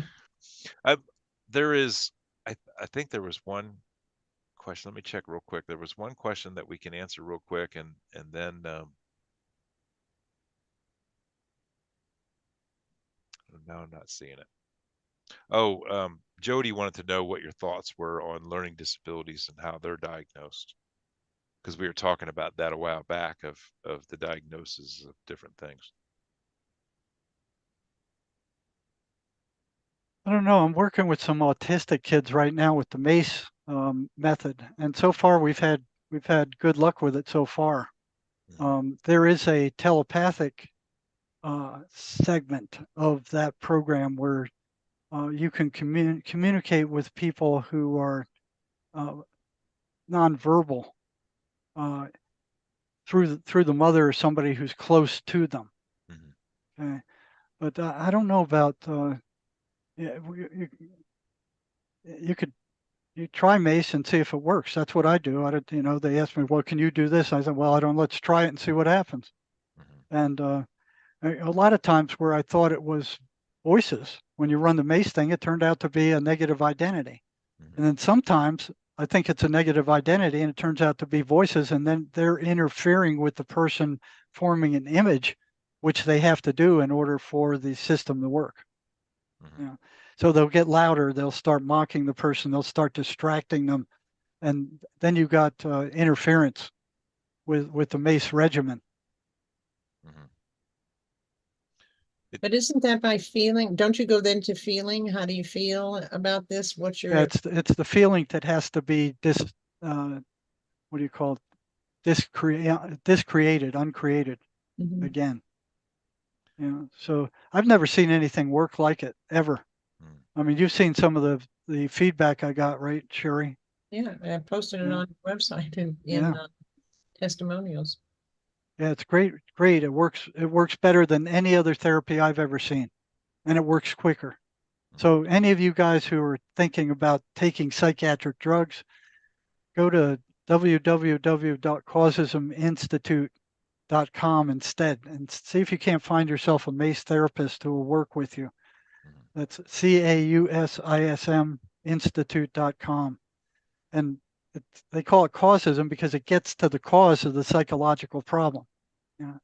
And even if it is entities, it will remove the negative emotions and the trauma that those things feed off of. So you'll come out of it better, even if the entities are still there. And then you can go to Tony and he'll finish them off. My favorite part. It's great. Yeah.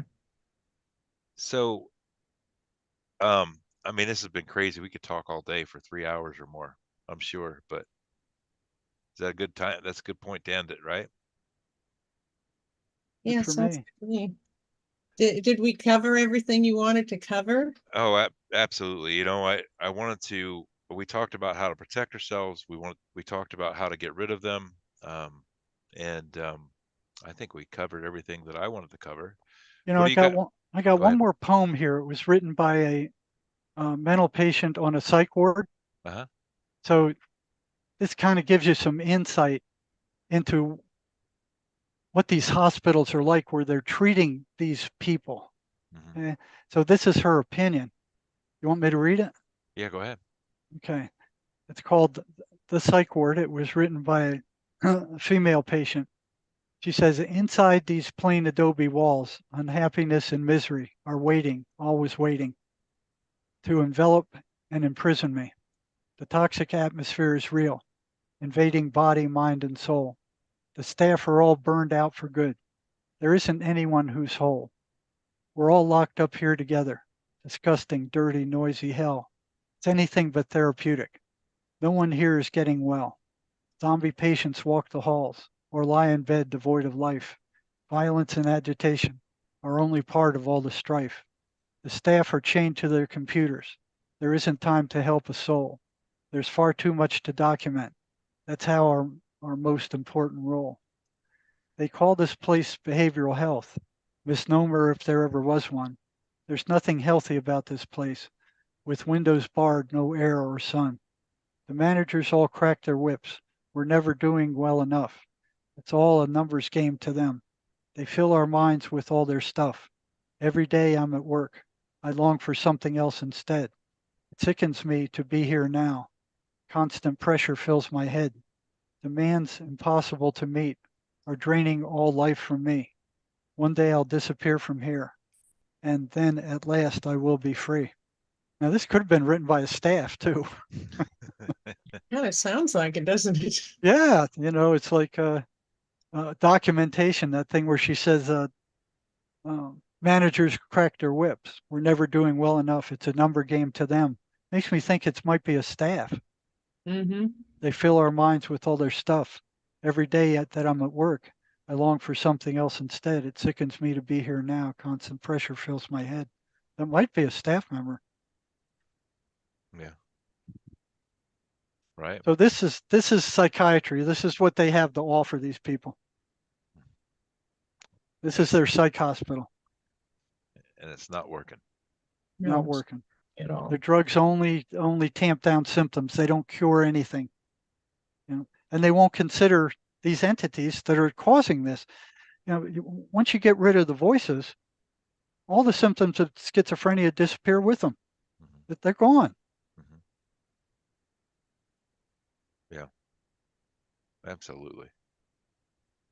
So I have everyone's links down in the description. If you need to find something, it'll be down in the description. If there's something that we talk about and we didn't have in there, I'll put it in after this session. Final thoughts, you guys? Well, thanks for having us. People need to know this stuff. Yeah, I think we've kind of talked about everything we need the people to know. I mean, we could have gotten into a lot more stuff that's going on in the world, which is all very, silly and stupid and ugly, and fits just what we're talking about. So, Well, I'll tell you, these patterns that the schizophrenics hear, these things match exactly what's coming over the mainstream media right now. It's a one-to-one correlation between what they're feeding us and what these politicians are feeding us and all these psychotic symptoms. And the cure is, that's a lie. I send you love, and then go about your business. Just, if we all did that, I think that would make a big difference in the world. Well, if they didn't believe what they were saying, it would make a huge difference. Mm-hmm. That's people are believing their constant lies. I mean, they're being exposed. They're being exposed at a rate like never before. Mm-hmm. Yep. Yeah. Beautiful. Beautiful. Well, it's been a pleasure to have you guys. Thanks everybody for being in the chat. Thank you for the great questions. Well, Dee just asked a question. What about bipolar? She says. Want to hit that quick? Well, bipolar does, the symptoms of it are somewhat ameliorated with lithium, but I think it would also be amenable to the MACE energy method. Okay, beautiful. I didn't believe that it could help alcoholics until I saw it myself. I mean, they would tell me it would, and I'm like, nah. I've had too many years working with alcoholics and real bad alcoholics. And then I ran into one in my practice, and she started drinking normally after that. Mm-hmm. She had control of the drinking. And I've heard other MACE therapists say the same thing. They've run into that where I thought it was impossible. Wow. Interesting. Do we put that? Is that in your description? Is that in the links that you gave me, Jerry, about the MACE method and where to point people to that? I don't think so. It's www.causisminstitute.com. Let me go get it for you. I'll just put it in the chat real quick. Give me www. Causism, CAUSISM, institute.com. And there'll be a list of certified therapists on that site. Hopefully I have that. Causism Institute. I hope I have that right. I'm going to put that But in here, the I'm going to chat send real it to quick. you, Tony, over the chat. Okay, perfect. Yeah, that'll work. That'll be right. Let's see, chat. I'll get that in for everybody. Causes of If all the mental health centers and the VAs would use this instead of the garbage that they're using, you wouldn't have no 50,000 people a year killing themselves. Right. I mean, the Western mental health system is garbage. It's just total garbage. It's lies, deceptions, drugs. They just drug everybody silly. They don't cure anything. Well, and some of those drugs affect our hypnosis too, especially the SSRIs or the SSR. Yeah, that SS. Is it SSRIs? Yeah. Yeah, I think SSRIs. that's right. I've never taken them, but I think that's right. Well, so what we need in the hypnosis is we need people to feel, and it just cuts and dumbs down the feel, and they can't feel, so they can't really get into the hypnosis very well. But I've had few that are able to still, even though, but that's okay. So I put that link in the chat for the MACE method, so you guys have that.